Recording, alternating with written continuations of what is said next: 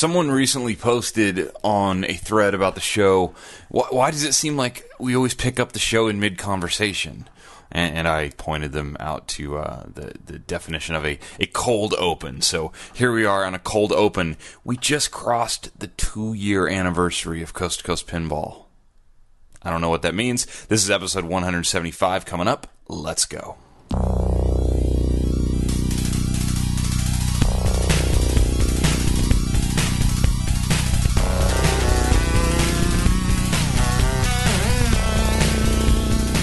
Welcome to Coast to Coast Pinball. My name is Nate Shivers. This is a podcast. It's a commentary. I am a man out of quarters.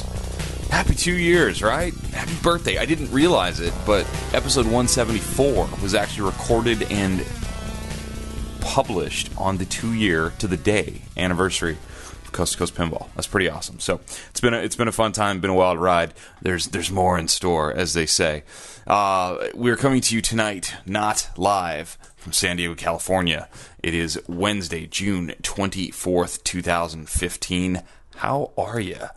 I am home for this week, and then my company, Taylor Guitars, we do a summer shutdown where the whole company all takes vacation at once. It's a great idea when you're building things because then you don't have people vacationing at different times and losing people off the manufacturing line. So we all take the same break, usually right around the 4th of July. So I will be driving again to Oregon and then on to Washington to see family with Teresa. So I will warn you in advance, there may not be any Coast to Coast Pinball next week.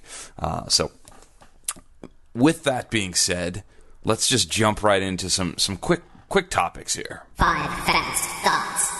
All right, 5 fast thoughts tonight. Starts out with, what a fun time in Atlanta at the Southern Fried Game Room Expo. I know all the shows are great. Anytime you put a bunch of pinball machines set on free play and a tournament all in one place with a bunch of pinball fans in an area, it's going to be good, right? It's hard to go wrong there. But this was a lot of fun. I really enjoyed it.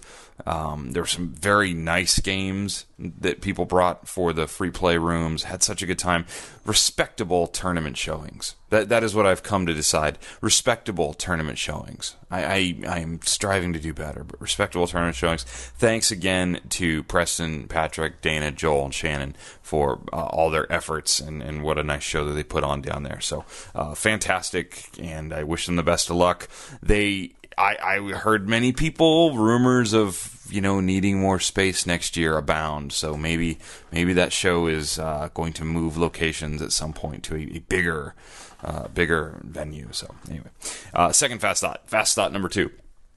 Shout out to Randy at Color DMD. Randy actually came to my work yesterday and took the tour of Taylor Guitars with his son, I believe. And I was caught up in a bunch of work meetings and stuff. Didn't really get to hang out, but did say hello.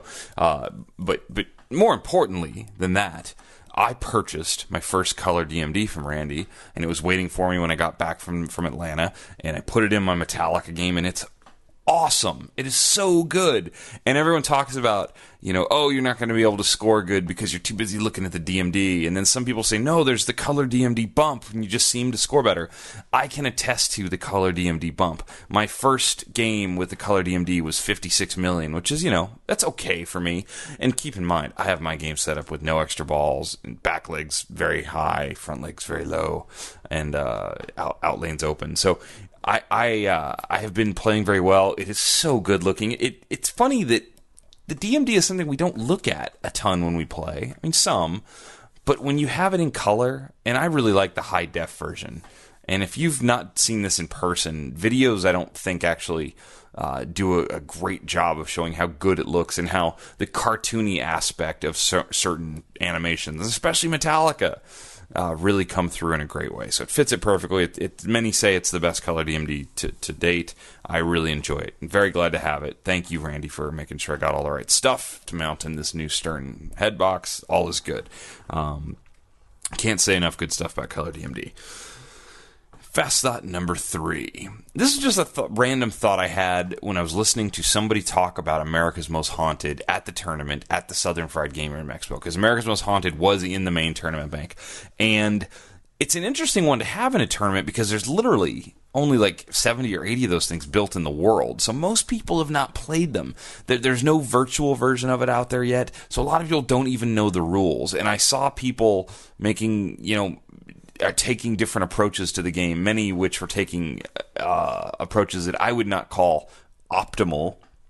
But what was more interesting to me than anything was I kept hearing people say, that's the hardest game I've ever played. That is the hardest pinball game I've ever played. The coils can be adjusted, but these coils were factory setting really fast, and that ball flies around that playfield.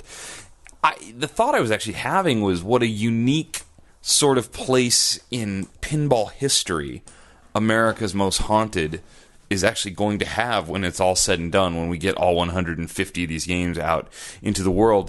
It's a weird one because that's a really limited run game. That's not a lot of units, and it's a game with this campy theme that I think people dismissed at first, but then the brutal gameplay came out, and it is hard. Ben Heck even said in our seminar, which you can hear now in its entirety on pinballnews.com, Ben Heck even said he made the games too hard. And I don't think it's too hard. I think it's great. I think especially for a home environment, it's awesome. But what a unique place in pinball history. Spooky Pinball's first game, America's Most Haunted, is going to kind of reside in. I think that's interesting. Fast thought number 4. I can talk. I really can. Shout out to the Skill Shot Pincast. One of the hosts of the Skill Shot Pincast was kind enough to send me a nice little note about their show. I hadn't mentioned it yet because I hadn't gotten to listen to it yet. I did get to listen to some of it today. If you don't know the Skill Shot zine that they run, based out of Seattle, by all means check it out. For someone looking for more pinball fun and content, you should know about Skill Shot. I'm actually Googling it right now, so I can give you the exact proper website. It is skill-shot.com. So skill-shot.com will get you to their Seattle pinball list and map, their calendar, what's going on in that area, links to the zine, how to get the zine, and then the podcast is also on their front page there. So definitely check it out. I believe they are 2 episodes in, so early days there. Best of luck to you guys, and always looking for more fun pinball talk out in the world. Fast thought number 5. The IFPA and Stern Pinball and the WWE have teamed up to sponsor a worldwide tournament on the WWE WrestleMania Pro and LE pinball machines. This starts on July 1st and goes through the end of the year, which is December 31st for those of you not keeping track. And what you have to do is you can enter by participating in a sanctioned King of the Ring event. All right, so there's a pinside thread. It's on ifpapinball.com as well. I think it's ifpapinball.com. Sorry, Josh, I don't know your website. Yeah, ifpapinball.com / so don't get the / haters out there, / WWE are all the details. But in a nutshell, you're going to play on games all over the world, and whoever ends up with the highest score will become the King of the Ring. And whoever has the highest score as of midnight Chicago time, December 31st, 2015, will be the King of the Ring and will get this ridiculously cool, it's a trophy, but it's a playfield of a WWE WrestleMania game with a mini championship belt in it. And you're going to win tickets to a WWE wrestling event, and you're going to win $500 in cash. And that is all sponsored by the IFPA, Stern Pinball, and the WWE. So check that out. Very, very cool. I know that there's probably a lot of people wondering, one game versus the next. Code changes are going to be, fouling this up. I think that's all, there, but I also think that this is just sort of for the fun of it and to raise awareness and co-promote with the WWE and pinball and just enjoy it. Go, if you see the game, throw a couple bucks in it and play the game, and maybe you'll set the high score. Very, very cool. So check that out. That is 5 fast thoughts for this dark, late Wednesday night.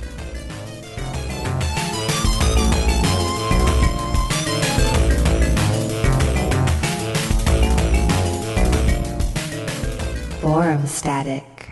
I think for the second time in the history of the show, I just deleted a segment. I just recorded like 15 minutes straight talking about this piece of forum static, and it's the thread that Pinball Molly or Curtis Playfield on Pinside or Molly from Pins and Needles in 82 in LA posted, called "There Are Good Women in Pinball." In a nutshell, for those of you not following along, Molly is leaving Pinside. She feels that women are marginalized, objectified, and would rather get out of there, not deal with the scantily clad photos of women throughout the pinball threads. And she wanted to leave on a high note of basically celebrating women that have great accomplishments and dedicate lots of their professional and non-professional, just free time to pinball. And it was a very well-written post. And she posted her email and said, if you want to keep in touch, shoot me an email. Just doesn't want to deal with the trash talk. So in a nutshell, I'm going to condense what I said down, because I don't know. I don't want to get into the huge sociological debate that I think I was trying to talk myself into there. In a nutshell, what I will say on this, and I was sent this thread and asked to talk about it. In a nutshell, I will say this: I love women. I love the woman's form. I love looking at women, etc., etc., etc., etc. Put it to bed. Love them. Don't need it on Pinside. I just don't. Teresa, my lovely wife, when I brought it up to her, she said, "Why don't people just scroll by it and ignore it?" I'm like, "Because it's a pinball website. We shouldn't have to on a pinball website." Now, it's owned by Robin. Robin will do what Robin wants to do. I think Robin, with his thread recently on the negativity and trying to keep Pinside friendlier, is very aware of some of the issues. But I guess what I want to sum it up with is this. If you are part of this community and care about pinball, and you think it's a good thing or acceptable, or have the opinion of so long when people like Pinball Molly and Bo and Karen's and others have exited Pinside, which is, I wouldn't say arguably, which is the greatest and best and biggest and brightest, certainly, online community and forum for pinball enthusiasts. If you think that when people like that have decided to no longer participate, and you think it is better to have, complete freedom to post all the off-topic nonsense, and I got called arrogant and whatever last time, and please, by all means, send the hate mail. I don't care. If you think that it's better that it should be cool to just post this stuff that is clearly inflammatory to a group of people, and isn't adding to the conversation, it really isn't. You cannot argue that it is. If you think that that's the better thing, then you and I just disagree. We just disagree. And that's all I think I need to really say about my subject, that it's a shame that people are having to splinter off and divide off from this great community. And I've leaned heavily on Pinside since I've had this show. It's such a great resource and such a great way to kind of, get to know. I mean, just think about all the great people that I've gotten to know because of Pinside. It's mind-blowing. So it's a bummer. And I don't really know Molly, to be quite honest. I've met her, I believe, twice, and I've invited her on the show. And quite frankly, she was not really interested in coming on because she didn't want to start up a bunch of I will put words in her mouth because I don't remember exactly what she said, but the vibe I got was she didn't want to be out there any more than she already is and open up to criticism to what coming on the show. She probably didn't want to read any of the vitriol and stuff that would come out from that. That's my guess, and maybe she just doesn't like the show. I have no idea, but that is the vibe I got. I don't really like getting too deep into the whole women in pinball thing because I see someone like Molly or like Sarah at the Pinball Wizard arcade or someone like Nicole Reich. I see these people and I don't think, oh, hey, look, a woman doing something in pinball. I just see a person doing something in pinball. It's what I would hope most people think. There's certainly no arguing when we see a female at somewhere like Papa playing in one of the events that you take note, but I don't want that to be the story. I really don't. It's why I kind of ride the fence on the women's tournament thing. I see both sides. I think it'd be cool to do a women's tournament to sort of celebrate women and attract women in and play, but at the same time, like, yeah, get in the main tournament. Let's all just do this. There's nothing keeping a woman from being the best pinball player in the world. So I'm kind of bummed, and I don't like how deep into it I got before. But I want to definitely comment on it because Pinside's an important part of the hobby, and I think there's some growing pains in Pinside right now with some of the negativity, some of the I guess what I would say, honestly, to me as a Pinsider and someone who is on the forum quite a bit in my spare time. The thing that's bothering me the most is that there seems to be a small group of people that go out of their way to push buttons, that go out of the way to jab somebody in the ribs, whether it's by posting that extra shot of the scantily clad woman when people have sort of already rolled their eyes and said, dude, it's not really funny, or whether it's they just have to take, jabs at people even when the jab's been taken already, or, we know you two don't get along, and they just can't just let it go. Unbelievable to me the amount of times that people just post the same thing over and over again. Those are the problems I have with Pinside, and that's not unique to Pinside. It's sort of the internet. It's the anonymity that is the internet. And I don't know what the answer is to that. I really have, and I caught flack for it last time I said it, I'll say it again. I don't believe in all the off-topic nonsense. It's not healthy for me. Doesn't make for a good environment for me on Pinside. There's lots of avenues for that. Go to Reddit. By all means, go to Reddit. It's there for you. You can post anything you want. You can literally post anything you want on Reddit. So there's that. There's that piece of forum static, which I'm not all that jazzed about. Let's get into some different forum static. Forum static. All right, so a few weeks ago, I was sent a link to a video that was a sizzle reel for a reality TV show based on pinball collectors and restorers and flippers, etc. Today, Mark from Elevation Games actually was able to post that out in the public for everyone to see on Pinside.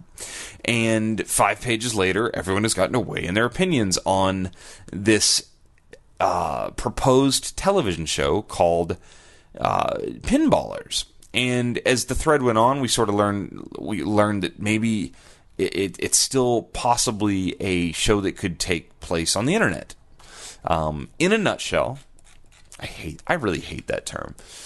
In short, this won't be short. Clearly, anytime I say in short, get ready. What you had here was a production company was pitching an idea for a TV show to networks, and they filmed footage that's what's called a sizzle reel. It's usually 8, 10, 12 minutes to pitch a show idea.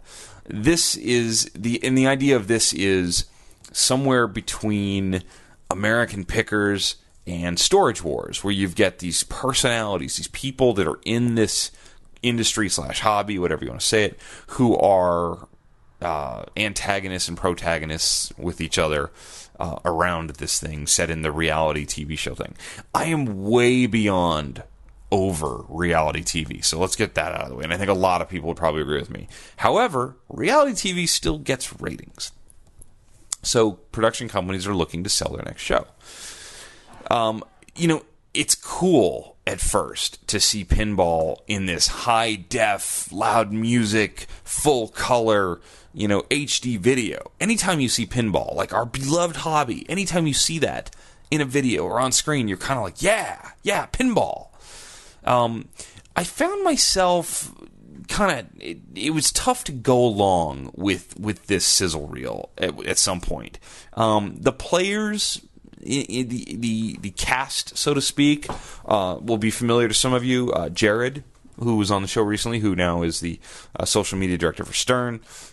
These are all people based in the North Texas, Dallas area. Mark, who I mentioned from Elevation Games, Ed Vanderveen from the Texas Pinball Festival, and then a few other folks who I actually don't know. And the whole idea was that they're all kind of warring with each other to find the best deals on pinball machines so they can flip them for more money later. And I kind of have always said a TV show about pinball is going to have to be about the personalities, and they're clearly going for that. I think the first person introduced is Mark, and it's Mark the Hunter, because he's on the hunt for games, and these guys are outbidding each other on Craigslist, and clearly most of this is staged. I mean, without a doubt, they're staging some of this ideas to show networks what the show could be about. It's sort of a pre-pilot, if that makes sense. I'm not sure if you said make one TV show based around pinball that this would be my take exactly, but it is very cool watching these people who all sort of have their own take on the hobby go at it. But I found myself a little bit sort of confused on it starts out, pinball is back, it's resurging, it was dead, and now it's coming thriving. And you're like, okay, so it's about the resurgence of pinball. But then it quickly shifts to, and there's these dudes, and they're all fighting about the pinball machines, and they're outbidding each other. And it just sort of, to me, devolves into a kind of a pinball storage wars, really. I mean, that's all it is. So it did not get picked up when the production company, which was Lionsgate, a fairly large production company, shopped it around to networks. But it sounds like there is a chance that this may have life on the internet. So, anyway, I just wanted to point that out to you guys. You guys should go watch it. It's fun, and I don't mean it's fun because the auction company "fun" is in there somewhere. But it's fun that there's stuff about pinball, and I know some of these people, so it's really fun. But as far as could this be like 15, 13, 16, 24 episodes of this? I don't know. This is an awfully niche little hobby we have, and I'm not sure if you would get that many episodes out of just the pinball wars, as it may be. I did find it sort of interesting that there were two big negatives that people were pointing out in the Pinside thread. One, which I have to laugh at, I guess, was the thought that a show like this would instantly raise the price of pinball machines all around. I think that there could be some truth to that, and we've seen spikes in prices as the hobby has grown at times. But I'm not sure that it's going to be massive, because this still is pinball machines. You still only have so much room for pinball machines in your residence. I thought the other thing that was interesting that people really were poking was what I said earlier, was that stuff was clearly, staged, and people were harping on that a bit. And I don't think anybody was hiding the fact that, yes, they found a KISS pinball machine in a dumpster, and the cameras were there, and, I get it. You have to realize what this was. This wasn't episode 1. This was an alpha build of what could be a TV show. But it's interesting. A lot of negativity towards the show, and people, I think, are defensive of this hobby. I'm always looking for more in pinball and want more publicity, because I'd love more people to enjoy it. I would love more pinball to be produced, more games to be produced. I'd love to see more leagues, more tournaments, more games out on locations. I would like all that. I think there is a pinball television show to be done, and maybe more than one. Maybe it's an internet show. Maybe it won't ever be on real TV. I feel like that the American Pickers style show is probably not it for pinball. I think that there's something out there. There may be a this old pinball style show, like Clay Harrell's old videos and that type of thing, but done maybe, somebody could really do a great job who works and gets deep into the restoration of pinball machines if they had just, a little bit of know-how on the HD video and the editing side of it. The problem with video is the editing. I mean, I do this show, and I can do 2 or 3 shows a week sometimes, and the editing's fairly quick. When I start thinking about doing even a 15-minute video, the editing is just much more in-depth. It adds this layer that happens to be, 5 times as thick as the audio layer, and it's tough. I still believe that the ultimate competition show is out there, and I don't know if it has to be sort of Poker After Dark. If you ever saw Poker After Dark, it wasn't just a big open tournament like the World Series of Poker. It was a special guest of invited players who jabbed at each other and were top level, and the personalities became, well known over the course of the week. And it was Monday through Thursday, I think, or 4 nights a week, late night TV. I think maybe some mix of that and kind of what Dead Flip's doing with the pinball on Twitch.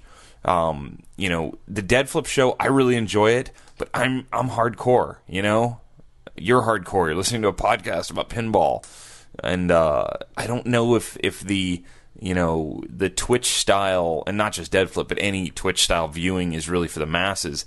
I think there's a 30-minute or a 45-minute or a 1 hour long show somewhere to highlight either really interesting people playing pinball, and also, one of the great things about pinball is all the different games. And you could really dive into the games as you have these great players play, or maybe you have, more of a team-based thing where, I don't know. And these ideas are not original to me. People have thrown these ideas out for a while, but I think somebody has to have the right vision. I think there needs to be a voice of it, whether that's the players and the personalities or somebody hosting and driving it. There needs that thing in pinball, and it'll be interesting to see how that develops, because I think there are people, I know there are people currently working on stuff like that. So I'm looking forward to seeing more HD pinball, whether it's pinballers on the internet in an episodic form, whether it's more Twitch feeds, whether it's something else new and exciting. I'm looking forward to it. So check that out if you haven't seen it. Bowen's Cheat Sheet. Bowen is joining us here today, and we are going to go through the basic, qualifying, and maybe, if you're trying to shoot for the stars, high point strategies for an all-time classic, and that is, of course, Funhouse. Where do I start here? What am I doing? Oh, Funhouse is a fantastic game, and it's one of those prototype games for the type of strategy you see on Addams Family and on Twilight Zone. So there are two main strategies. One is to go for multi-ball, and one is to go for the modes, which are the mirror awards in this case. To play the mirror awards, one is lit at the very beginning of the game, and to relight it, you have to hit Rudy or go through the right in lane for a brief light up. Getting the seventh one of those awards is a Super Frenzy, which is worth at least $1 million and usually $2 or $3 million. But the other awards are good too. There's an extra ball there. There's a million shot. There is a quick multi-ball. The open steps gate is one of the best awards because it blocks the left out lane. And that is actually a huge value, to block one of the drains and give you a bonus award instead of draining the ball. It's super. The other main goal is to go for multi-ball, and you do that by advancing the clock. And everything you do in the game advances the clock, the ramps, the Rudy, the hole shots. The biggest thing that advances the clock is bumpers. And this is a place where I think players tend to forget that this is possible. But every bumper, if it's solidly lit, it's worth 5 minutes. If it's flashing, it's worth 10 minutes. And if you can get the bumpers to maximum, every bumper is 10 minutes. So it may only take you 2, 3, or 4 shots to the bumpers to go all the way back around and light multi-ball again. And that's... There was a game with Elwin and Acciari at Louisville Arcade Expo that went deep, where they each got 50, 60 million, and that's what they were doing. They were shooting the bumpers to relight the multi-ball and then getting into multi-ball. What are you doing on the plunge on Funhouse? Mostly on the plunge on Funhouse. On the very first plunge in tournament play, I'm soft plunging because quick multi-ball will be lit. And I want to just start the quick multi-ball immediately. If I can get a second ball out on the play field, get some points on the board, get some familiarity with the game, there's big value there. The other way to plunge is to plunge it around the back and try to get skill shots by about a 2/3 plunge. And if you miss that short, you're in the bumpers, which isn't so bad. If you miss it long, it's usually a little more trouble. There's a lot of things that can go wrong with the upper flipper. In fact, I often recommend to players to just ignore the upper flipper until it's useful to you. So don't use it to just shoot Rudy because you feel like it. You're putting the ball in a tremendous amount of danger every time you shoot Rudy. So unless you really need to do that, don't do it. You can pretty safely get a catch going on the left flipper by letting the ball just come all the way down. Yeah, and that happens on way more games than people think, like Star Trek, like Funhouse, Addams Family, many other games where you have an upper flipper, but it doesn't mean you have to use it. You can let the ball go bouncing off of it or past it, and then deal with what comes down at the bottom. So once I'm in multi-ball, what am I doing here in Funhouse? So in multi-ball, you've got a jackpot shot that is the trapdoor right below Rudy's mouth, and then a relight on the ramp. And you can make that as many times as you can. One thing to focus on is that when a ball is in the trapdoor, it just gets held there for a while. So you can shoot a jackpot, and then you'll have only one ball in play for a little while to try and relight. So some of the things you might normally do of trapping and waiting, I think I tend to just go for it and try to relight while the first ball is just sitting in a hole. And sometimes you can even get a second jackpot before the first ball kicks out. And take advantage of the fact that it's holding that ball while playing you the jackpot music and animation. Is there anything, and I know you've probably played a ton of different examples of Funhouse, is there anything you should really look for when you get on a new Funhouse for the first time? Or is there a major difference between the games? The biggest thing on Funhouse is, as far as advancement, is the lock shot that's up the middle of the game. And depending on which game it is, the lock can sometimes be unmakeable from a moving ball, and on other versions it can be unmakeable from a trapped ball. And so you have to get used to whether or not what shots will feed the lock well. The one that was at Papa 18 was having a lot of difficulty from a trap ball. And so normally what you would do on a regular Funhouse, if you have it trapped on the right, you post-transfer to the left and then plug the lock from the left flipper. On this one, what I ended up doing was shooting the ramp instead and sending it around to the left with a moving ball and then shooting the lock on a moving ball. It's not something that I would have normally done, but you make adjustments because something's not working or something feels weird, and you just work your way through it as you play the game.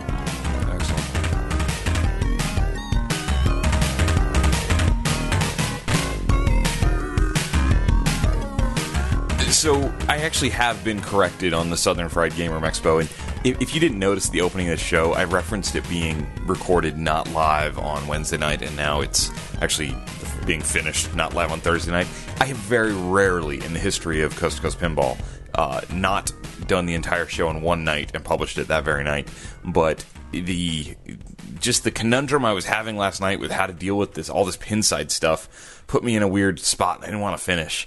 And I got tired, and then my recording software decided to freeze on me, and all my stuff with Bowen had to be re-edited, and I went to bed. So that gives me this chance, though, because I have all this energy, because we're now later in episode 175 coming to you not live from San Diego, California on Thursday night, June 25th. First of all, we're going to add a segment into the show that wasn't previously going to be here, and I can get corrected by Mr. Joel Reeves, who posted in the unofficial Everything Southern Fried Game Room Expo thread on Pinside that this year they had 130 pins and 85 video games, and that includes Marco's booth and the 15 tournament games. And last year he thinks they had 105 pins, including Marco in the tournament. So I was wrong. There were more pinball machines this year.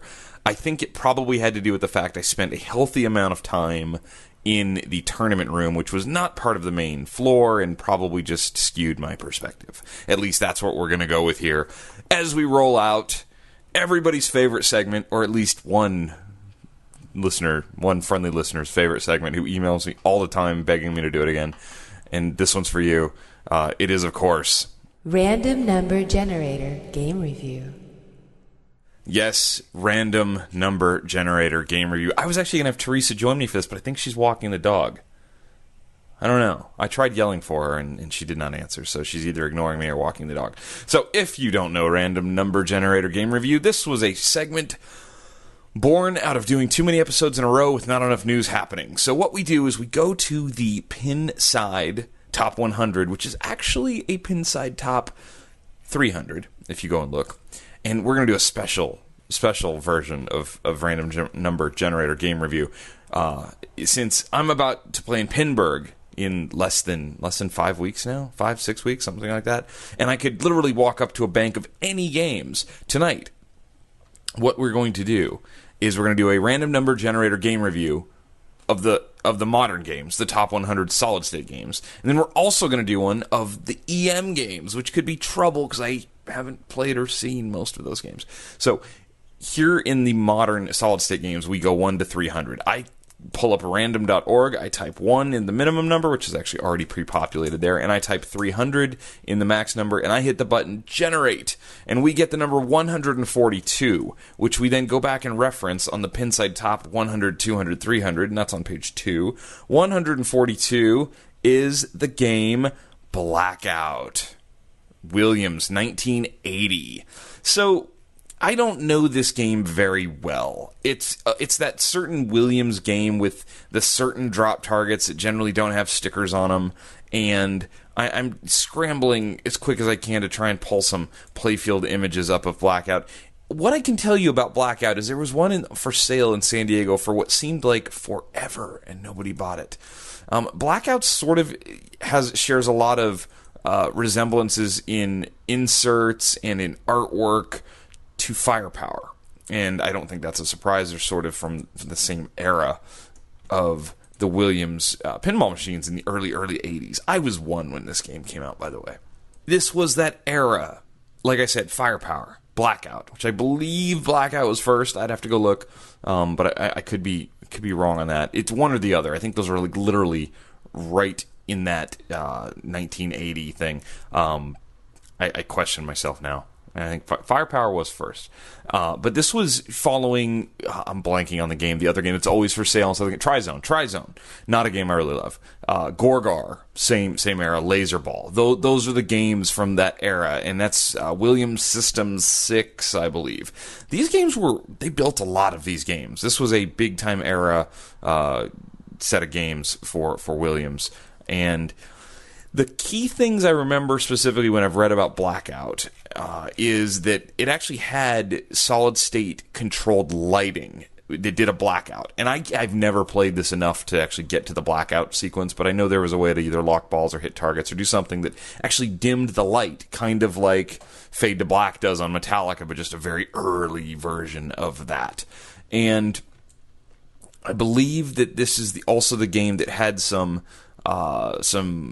people questioning if the cover art was ripped from a comic book. I would have to go back and look at IPDB where a lot of that information lives. But yeah, it's outer space fantasy. I said this to Ben Heck when we were talking about themes in pinball and talking about how you could just re-theme a game. And I said, yeah, just do it a space theme. Space themes are always awesome. Right? I think so. So I don't have a whole lot to say about it. Not my favorite era game, other than I love specifically how Firepower plays. Gorgar, I love the art, and some of it, it's not as fun to me as Firepower, and many people will argue that and think that I'm crazy. There's another one in there that Scorpion is the other one, and I've only played that once or twice. So these games have a feel to them, and that's what's kind of cool when you really start looking at pinball in chunks and in segments. You have like that certain era of Gottlieb game where it's like, oh yeah, they all have this flippers and the inserts are the same and the artwork has the same styles. Well, this era of Williams game is very, very specific. And I actually don't even know who was designing all those. If that was... I mean, Firepower's Steve Ritchie. I don't believe Blackout was. I'm actually Googling right now. I'm totally cheating on Random Number Generator Game Review. Blackout was not designed by Steve Ritchie. It was Claude Fernandez. There you go. So, that's all I got for Blackout. Let's see if Teresa's back. Teresa!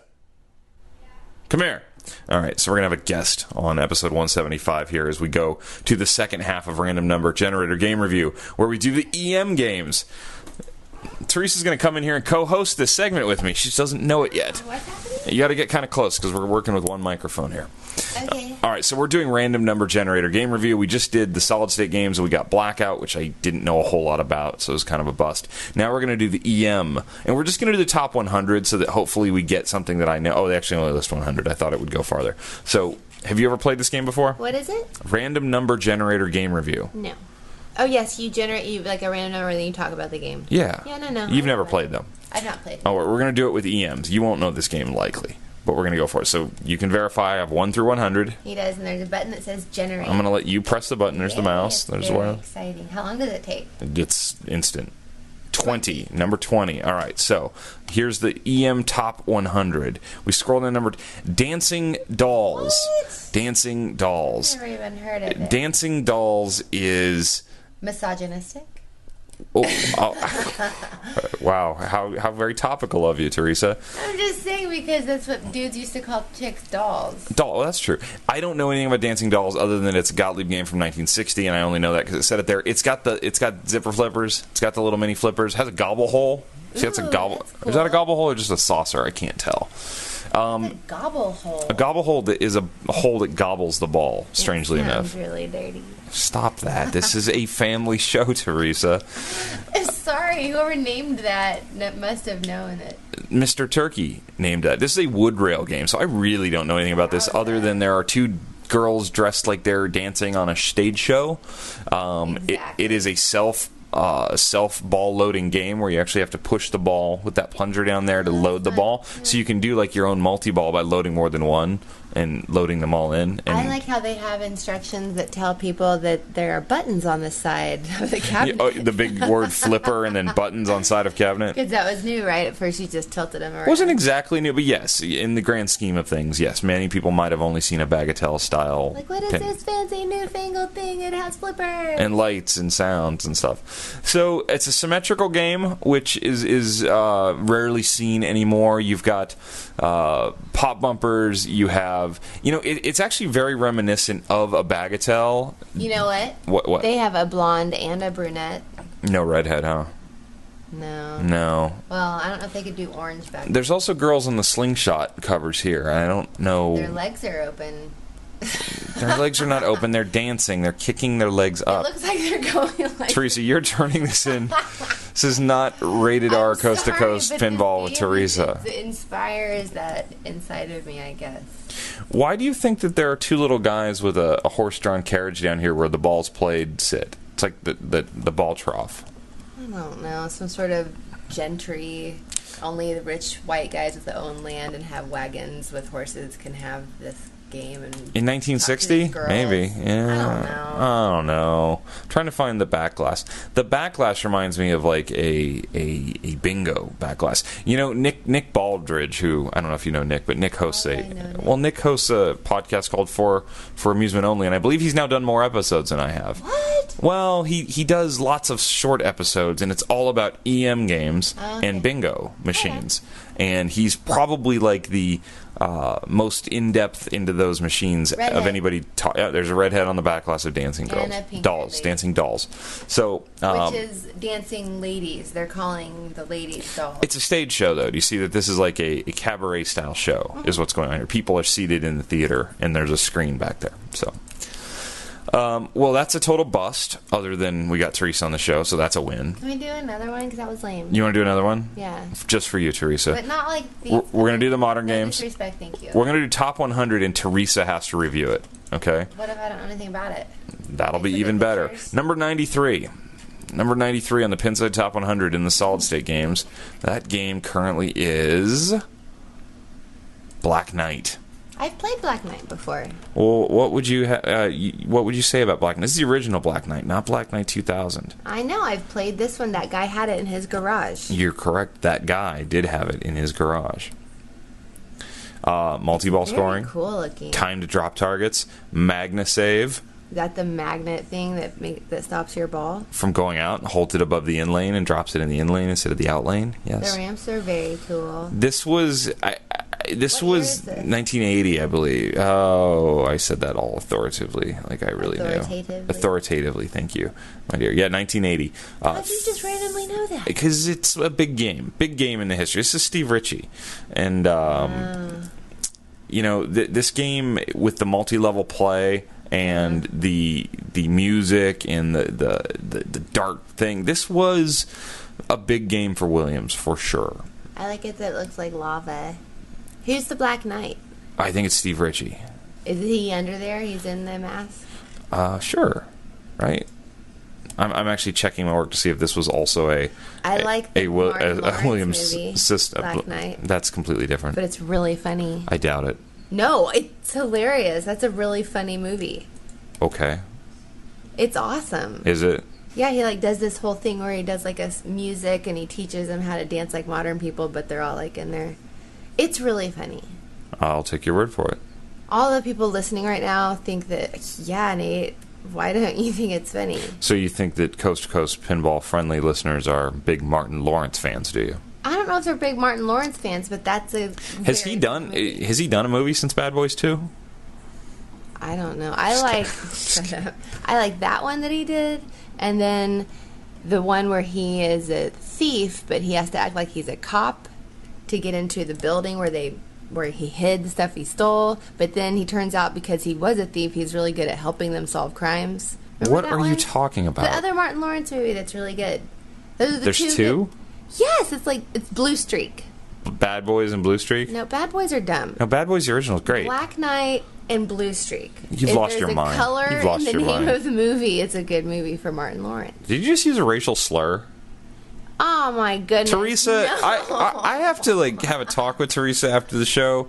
This has been Coast to Coast Martin Lawrence reviews with Teresa Shivers. I'm a little ashamed of my wife right now. I'm not saying anything racisty. I'm saying, How dare you on my show? We need to have a long talk about how we act as adults and how we treat other people, Teresa. That's not fair. I'm super responsible with the way I treat other people. All right, say goodbye to everybody. I feel like I did a really bad job. You were great. You were fantastic. You're lying. I wouldn't lie to my listeners. Good night. Good night. I love you. I love you too. Bye.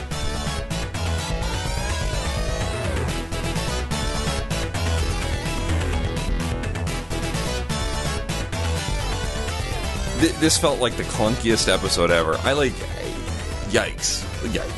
Thank you, friendly listeners, for sticking with me. I feel like this episode went on for like a day and a half. Teresa's still here, by the way. It's done. That's it. No more. We got there. I just got to get this thing out and be done with it and look forward to episode 176. I don't know if I'll have one out before we go on the trip, and there probably will be no episodes on the trip. That's the reality of it, right, Teresa? Happy 4th of July. Maybe we'll do an episode from my mom's house. Maybe. That dude. We'll see. Teresa says goodnight. I say goodnight. Thank you for sticking with us here on Coast to Coast Pinball. We'll talk to you soon. Take care.